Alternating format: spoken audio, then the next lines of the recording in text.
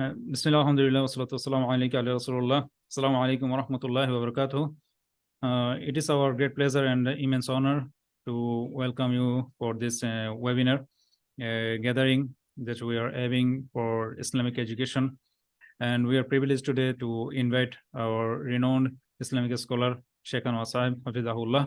Many of you should know Shaykh from Islamic Online University.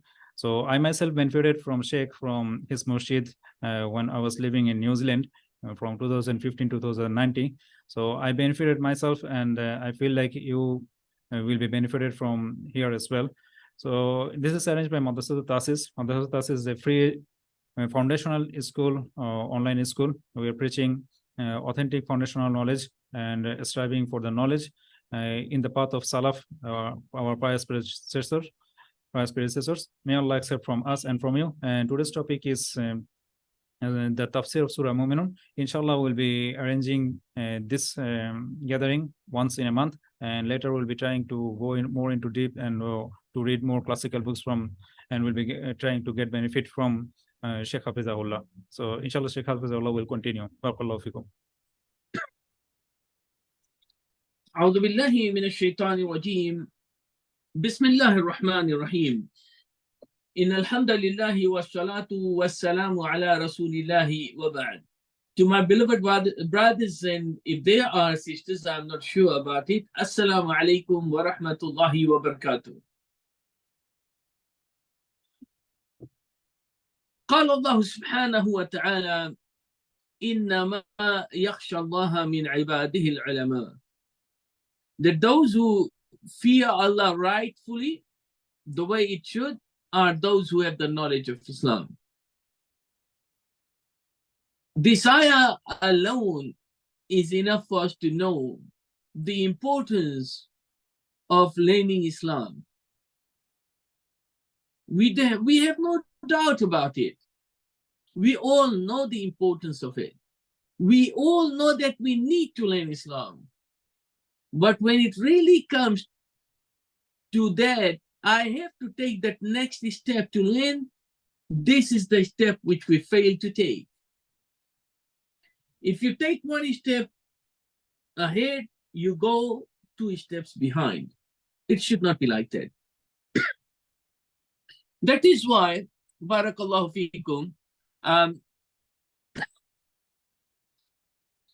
I'm here as a brother, as a senior probably to all of you, as a person who has some knowledge of Islam, to share it with you people. Yes, we are going to study few books, but as an appetizer for today, or probably a few other sessions, I thought to do Tafsir of Surah Al-Muminun. But before that, because we are in the best 10 days of Dhul Hijjah, and I am almost certain, bi'idhnillahi ta'ala, you people must have had so many lectures, khutab al-Jum'ah, reminders, and any other thing related to these 10 days. But I will give a quick reminder for myself and for you before I start with Surah Al-Mu'minun. I will do my best not to quote too many evidences or almost none. The reason is because our lecture is of something else, on something else. In these 10 days, which are so much important for us, 4 days are finished, 6 more coming. We should fast as much as possible, spend in the path of Allah more than what you used to do. Try to pray each and every salah in the masjid. Try to devote more time to Qiyamul Layl. Try to be among those who read Quran more than what you normally would do. Try to help those in need. Try to attend more lectures. Jazakumullah khairan. Here you are attending a lecture. May Allah reward you all immensely for that, and so forth. Then, of course, al-udhiyah, what is more known as, especially in Indian subcontinent, as Qurbani, after you pray your Salatul Eid. If there are any questions related to this topic, you may ask me in the end. Let us come to Surah Al-Muminun.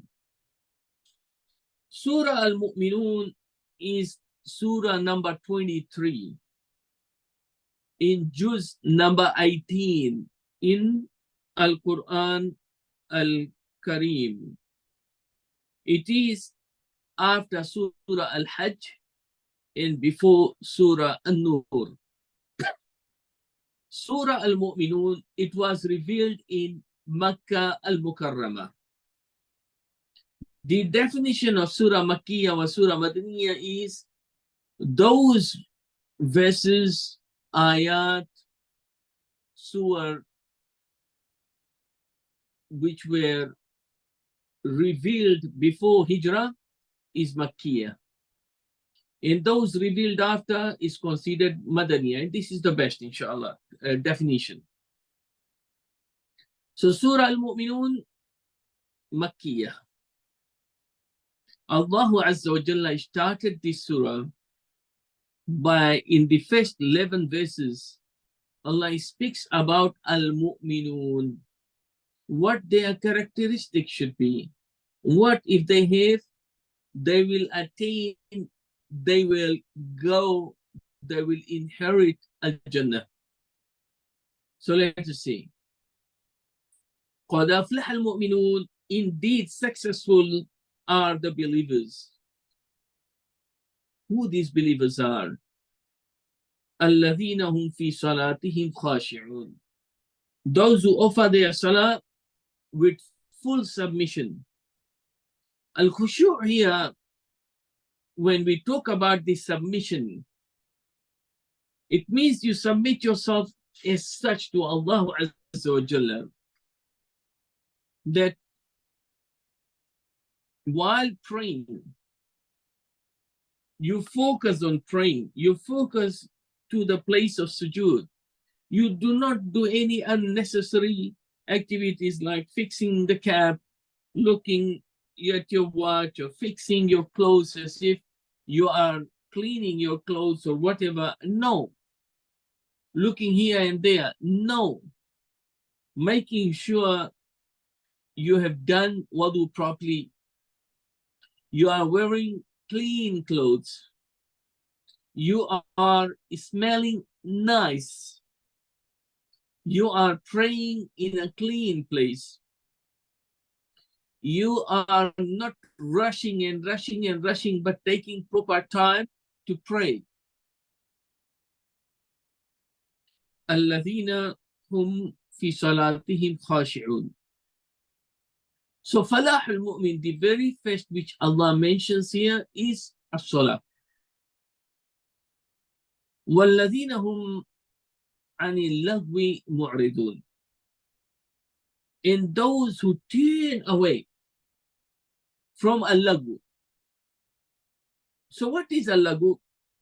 It is anything which is evil, which is false, which is dirty, dirty not meaning it has got soil, dirty in the sense which is sinful, falsehood, and so forth. So you keep away from all those kind of things which is of not any benefit to you, but it may harm you. And definitely, if not today, then tomorrow, harm may come your way because of al-laghu. وَالَّذِينَ هُمْ عَنِ اللَّغْوِ مُعْرِضُونَ وَالَّذِينَ هُمْ لِلزَّكَاةِ فَاعِلُونَ, and they are the ones, or of course the believers, they pay zakat. Here the scholars, they have differed related to zakat. And that is, if Surah Al-Muminun is Makkiyah, and we all know that Az-Zakah was mandated in Medina in the second year of Hijrah before Ramadan, in Sha'ban. So if this is the case, then how come the word Zakah is mentioned in Surah Makkiyah? Scholars, they have explained it. And one of those explanations is that, yes, it means that Zakah, but the details of that Zakah is what was in Medina. In Makkah, it was just simple Zakah, certain amount you pay, whatever amount you can, and so forth, not with this kind of regulations like 2.5%, certain amount of savings with you for 1 year, and so forth. وَالَّذِينَ هُمْ لِفُرُوجِهِمْ حَافِظُونَ. And those who guard their chastity,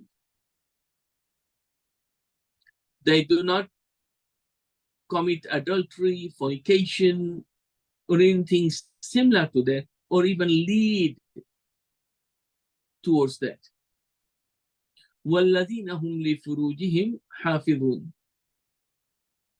إِلَّا, exception given by Allah, إِلَّا عَلَى أَزْوَاجِهِمْ أَوْ مَا مَلَكَتْ أَيْمَانُهُمْ فَإِنَّهُمْ غَيْرُ مَلُومِينَ. Except for indulging in intimate relationship with their wives, that is halal, or their concubines.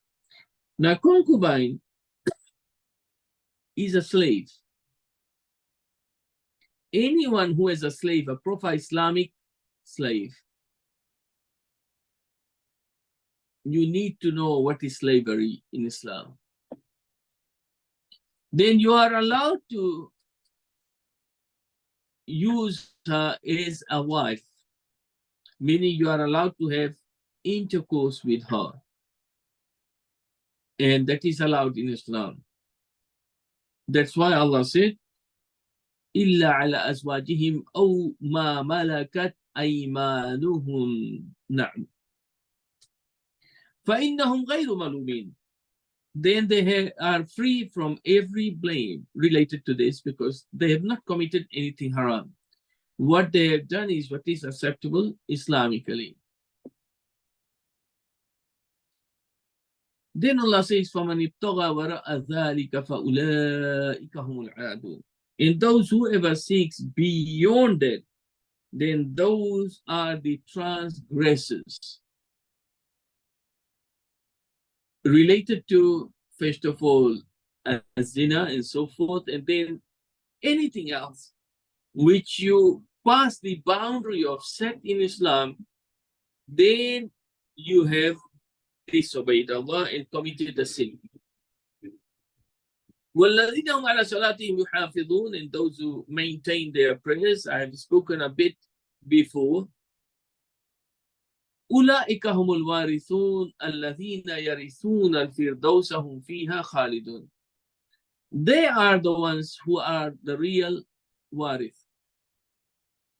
They are the ones who are the real inheritors. They are the ones who will enter the Jannah. And this is what we are supposed to and should have. Only after discussion of the characteristic of a believer, then Allah Azza wa Jalla goes to next level. And then Allah starts to speak about us, the mankind, as a creation of Allah. First Adam alayhi salam, and then us, what are the stages we went through in our mother's womb, and so forth. Those things we can, inshallah, listen in some other lectures, some other time. For tonight, well, unless you people want me to carry on, I can. But for tonight, I thought this may be enough.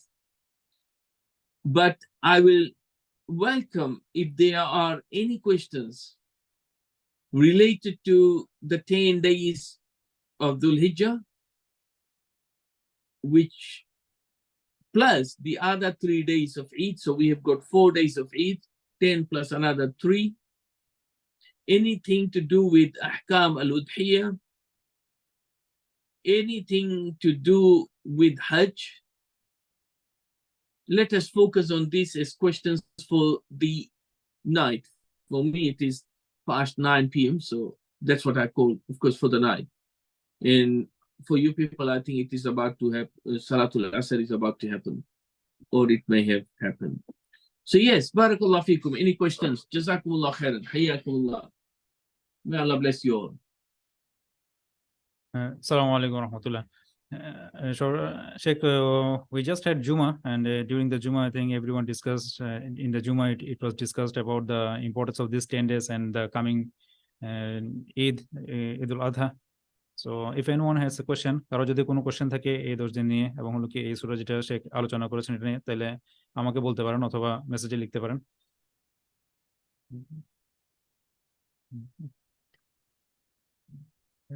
No questions so far, but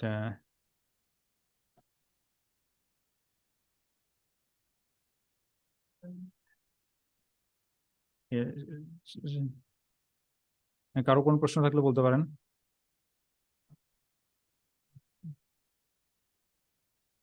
Successful believerদের মধ্যে there is only one question about the characteristics that you mentioned about the successful believers from the Surah Al-Muminun that we have been discussing over here. So all are preferred all are mentioned by Allah subhanahu wa ta'ala, but which one we should be more preferring during these 10 days? This is the question in terms of on these 10 days, because it is not those days like Ramadan. So naturally, if it is Ramadan and somebody asks me, what is our main focus? It is fasting. Anything else is a bonus, which we do all year round and in Ramadan. But fasting of the month of Ramadan is where the focus is, because it is Ramadan. When it comes to the 10 days of Zulhijjah, there is only one thing which happens in this time, which cannot happen in all year round, and that is Hajj. So naturally, we are not focusing or talking about Hajj. After that, now all the deeds, anything which you feel like you can do, you are good in doing, you feel like doing, you should do it. Naam, you should do it. Now, when it comes to this, there is one thing which is very important, and that is Yawm Arafah, Siyam Yawm Arafah. When you fast the day of Arafah, that is one day before Eid for you people and as everyone, your sins for 2 years are forgiven. So this is something you need to focus on extremely. That's one. Another thing, as I said, anything. Pray more than what you used to do. Spend in the path of Allah something from what you have. Try to go to masjid more. Try to, take care of your parents or someone who needs some kind of help, somebody who needs your advice. Things like that. Focus on anyone. So there is nothing specific. So you can use the word of, use the theme of demand and supply, and also what you are good in. Barakallah fikum wa jazakumullah khairan. The second question, متى يبدأ تبدير المقيد? Okay, takbir, which we are talking about, Ayyam al-Eid, is first of all 2 types, al-Muqayyid wal-Mutlaq. What is takbir? Takbir is like saying Allahu Akbar, Allahu Akbar, Allahu Akbar, La ilaha illallah, Allahu Akbar, Allahu Akbar, walillahil hamd. This is one of the medium one. There is a shorter one than this and longer ones than this also. So this is what we mean by takbir. Ayyam al-Ashra al-Ula min Dhul Hijjah, in the days of 10 of Dhul Hijjah, in the next 3 days also. So in total of 13 days, Dhul Hijjah, we do takbir. From the moment it is declared that Dhul Hijjah has started, we should focus on saying takbir. I just recited takbir so that we understand what is takbir. For the 13 days, whenever you remember, it is like whenever you say you are able to say istighfar, you do istighfar. You know, when you remember you have time or something like that, you also do takbir. That is al-mutlaq. Muqayyad is which is specific to a time, and that is after Salatul Faridah, and this happens for 5 days, and that is from Fajr Yawm Arafah. So for you, the day of Eid, 1 day before Fajr, from that time after Fajr, after Zuhr, after Maghrib, after Asr, in all the Salah, you also, after you say Assalamu alaikum, or the Imam says Assalamu alaikum rahmatullah, Assalamu alaikum rahmatullah, then after Astaghfar, Astaghfirullah, Astaghfirullah, Astaghfirullah, you may include Allahumma anta salam minka salam ila akhiri. Then you do takbir. Not before Istighfar. The least is you do Istighfar, then takbir, and then the rest of the things. Jazakumullah khairan. Jazakumullah. So, al-muqayyad from Yawm Arafah. Faddal ya akhi. May Allah give you Shifa. Shaykh has been sick for a while. Shaykh besh কয়েকদিন ধরে অসুস্থ, তো তারপর উনি আমাদেরকে সময় দিচ্ছেন। May Allah reward you for giving us the time. There is one last question. I have a question about fasting of Arafah, because we'll be fasting, we'll be having the Eid on Thursday, the day after Saudi will be performed. So this is the question: when will be fasting, on day of Arafah or on our 9? Shaykh Al-Uthaymin rahimahullah, he said, for each and every country, they have their own day of Arafah. And this is what is more practical, more easy, and more understandable. That wherever you are, in whichever country, so your Arafah is 1 day before that Eid. So you consider that day, which is 1 day before your Eid, without any concern related to Makkah, that is your Yawm Arafah. However, if you want to combine 1 day before also, that is entirely up to you. Na'am. So your day of Arafah is the day which is before Eid, and nothing to do with Makkah. And here is something also very important to know. What about if some country, they sight the moon before Saudi and Saudi misses it? So for them, Eid is before Saudi. So what will happen for their Yawm Arafah? Do they wait till the Arafah of Makkah? No. So this is what is most practical, as I said, is the fatwa of Shaykh Uthaymin rahimahullah, that everyone's Arafah is based on their own locality. Jazakumullah khairan. Jazakumullah khairan, Shaykh. There is another question, if you permit us to ask you. Yes, please. Yes. So which tafsir should we follow in the beginner level, in the mid level, in the advanced level, and also, if possible, to suggest some tafsir in Bangla as well, if you know somehow? I have no idea about Bangla tafsir because I don't know the language and things, but I can only tell you in Arabic, but you people don't know, so you may have to ask someone, local scholar there, who will be able to tell you, okay, this is good in Bengali language. However, I'm almost certain there are certain famous tafsir, if not full of full tafsir, but abridged of that, maybe translated in Bengali language. So one of those very famous ones is Tafsir Ibn Kathir. It is a good one for students to learn from. However, there are more basic ones and more difficult one than that, but that is a medium standard one, I would say. It's good not only for advanced level, but for intermediate and beginners also to study from Tafsir Ibn Kathir. Of course, there is Ibn Jarir al-Tabari, al-Qurtubi, and so forth. You know, but this is one of those you will benefit from. That is Tafsir Ibn Kathir. Wa barakallahu fikum. Do you have translation of that in Bengali language? Yes, Sheikh, we have in Bangla. A good one to read. I mean, it was translated probably 20 years back, 25 years back. MashaAllah, MashaAllah, yes. And also Sheikh Zakaria Hafizahullah, he also translated he also has his own tafsir. It has been very famous among the brothers, and we have been studying hard. So that's a local Sheikh, they have been recommending this tafsir as well. MashaAllah, MashaAllah. Okay. One last question here.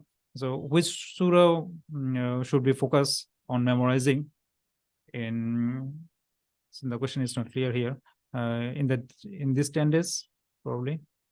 I think the brother is asking about which part of the Quran we should be reciting more during these 10 days, or everything here. There is no evidence, nothing specific related to these are the verses you recite because it is 10 days of Zulhijjah. You may recite from anywhere. However, there are things which we do on daily basis, such as recitation of Surah Al-Mulk. So if you are able to do that, alhamdulillah, on Fridays, you are still on Friday because it finishes by sunset. Surah Al-Kahf, if you have not recited, to recite. If you don't have time, at least the first 10 verses of Surah Al-Kahf. So these kind of things, yes. Anything is specific to be recited because it is month of Zulhijjah or month of Ramadan, anything like that? No, there is nothing like that. Barakallah fikum. So Sheikh, there's a question. There's a verse in Surah Muminun, and there's about the intercourse with maids. Is it still valid or cancelled for this Intercourse with maids? Yeah, you mean with concubine? Yeah. Yes, I already explained that, and that was illa ala azwajihim aw ma malakat aymanuhum fa innahum ghayru malumin. Yes, the verse is valid. It is only that we do not find these concubines currently in this world, so there is no way to that. But if it happens, the jihad happens, and then prisoners of war are taken, and they become prisoners of war, and then they are treated as concubines, they're slaves, and after that, if somebody possesses them, they can yes, have relationship with them. Now, so any more question from anyone?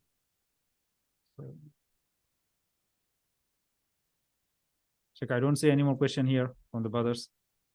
And alhamdulillah, barakallah fikum. Jazakumullah khairan for giving me this honor to be part of your educational program. I'm here and I will do my best to do whatever I can. And see you brothers again next month, inshallah. And I will keep in touch with you people so that we can decide what we want to take on board as part of the education process. Jazakumullah khairan. Subhanakallahumma wa bihamdik. نشهد أن لا إله إلا أنت نستغفرك ونتوب إليك والسلام عليكم ورحمة الله وبركاته. السلام عليكم ورحمة الله.